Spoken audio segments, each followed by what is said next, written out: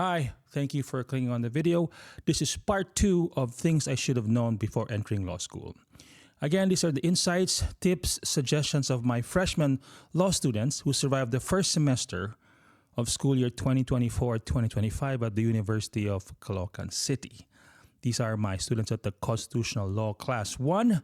And before the semester ended, I asked them to send me an email on what they think or what they should have done or thought of before entering law school. They're not necessarily regrets, more like I should have done this or I should have known that. Right? Again, to protect the anonymity and the privacy of my students, I'll just say their first name. And if they're watching this video, thank you again. All right, here we go. The next student I will give, who will give me the insights on how she should have started law school is Dorothy.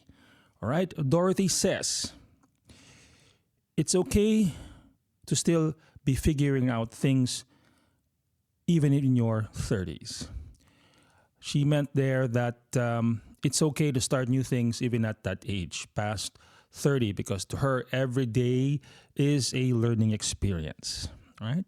The second thing that Dorothy mentioned, that it's not all about the academics. A good demeanor will build meaningful connections throughout law school.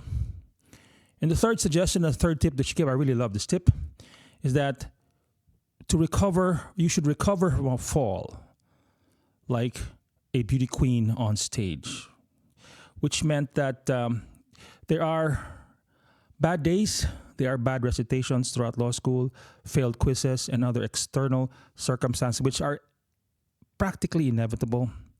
So therefore, you should acknowledge these falls, these mishaps, these bad recitations, acknowledge them, handle them with grace, and just like standing up from a fall, bounce back.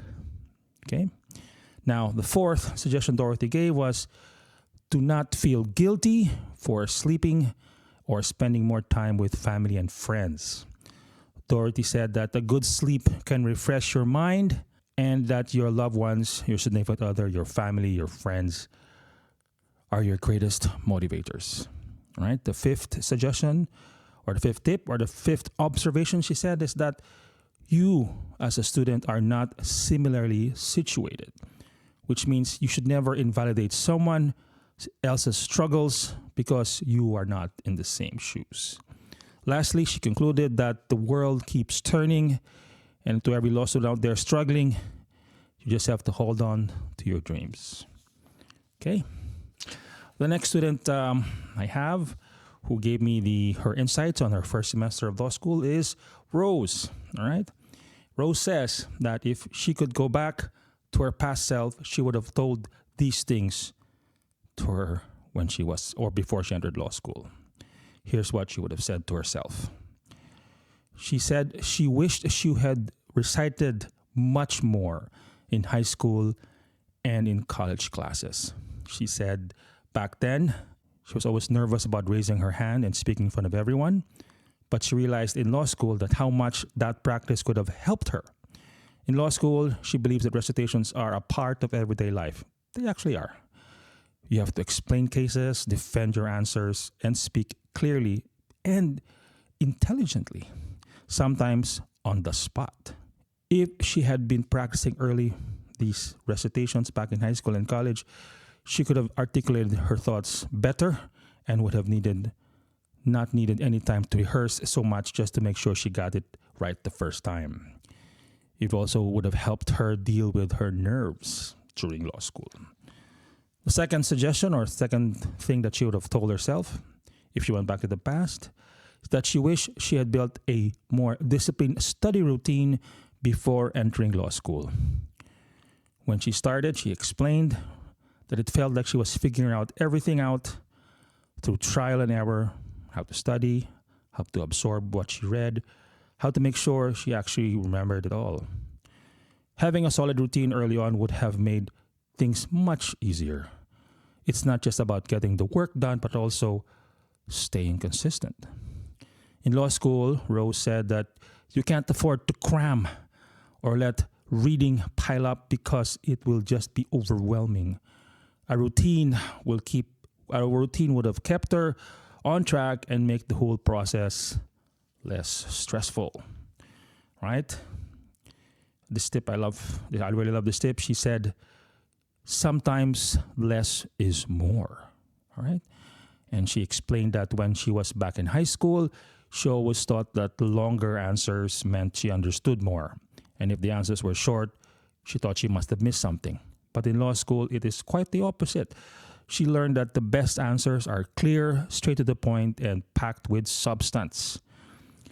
She had to unlearn all her habits and remind herself that what matters is the content and not the length of the answer. Learning how to answer in ALAC form had been a huge help, but she wished she had been practicing that earlier. Lastly, Rose said that she wished she hadn't told so many people about her plans to enter law school. It's very unique. Let's dive into that. No, she said that she was grateful for the support and encouragement, but sometimes the expectations can feel burdensome. The added pressure to succeed because people are watching her and already expecting that even if she's in her first year, she thought that it would have been better if she kept it close to family and a few friends because law school is already tough enough on its own. It's really a baptism by fire. Because law school, carrying on the weight of other people's expectations, sometimes made it hard for her in law school. And the third student here in my constitutional class who gave me his insights is the only male who survived that section. All right, his name is Nico. And Nico said that his first observation and first realization that law school is not like TV shows or in the movies. Unlike the drama in TV and in the movies, law school involves a lot of reading, writing, and critical thinking. There are also no quick solutions nor dramatic moments in law school. Most of your time will be spent studying the statutes or the laws, cases, and legal theories. Another point that Nico wanted to make out or tell everybody out there who's starting out law school is that the reading load is very intense. The sheer volume of reading in law school is overwhelming, according to Nico. You will even assign several hundred pages per week, and it's not all light reading. The third point that Nico wanted to bring out is that not all opportunities are obvious in law school. Because being in law school, being a law student can offer opportunities that you might not realize at first. Like example, from clinical work to student organization and to externships. So in effect, Nico was saying, if you go into law school, do other stuff, do extracurricular activities to help you in your studies. Lastly, and this is a good point, Nico said that law school is a marathon and not a sprint. Law school, according to Nico, is a long-term commitment that requires a steady effort over several years. It's easy to get caught up in the intensity. And lastly, he wants to say, never forget to pace yourself. All right, I hope you got to see part 1. If not, there's a link in the description below. And those who are entering law school, thinking of entering law school, I hope these part 1 and part 2 will give you some insights, some revelations, and how it is like for a first-year law student in law school. All right, thank you very much, and have a good day, guys. Hi, please do me a favor and smash that like button. It'll help me a lot, and it will trigger the YouTube algorithm. Now, if you have not yet, please subscribe to my channel. If you don't, my dog will eat this exam booklet, and that student has to repeat his final exam again.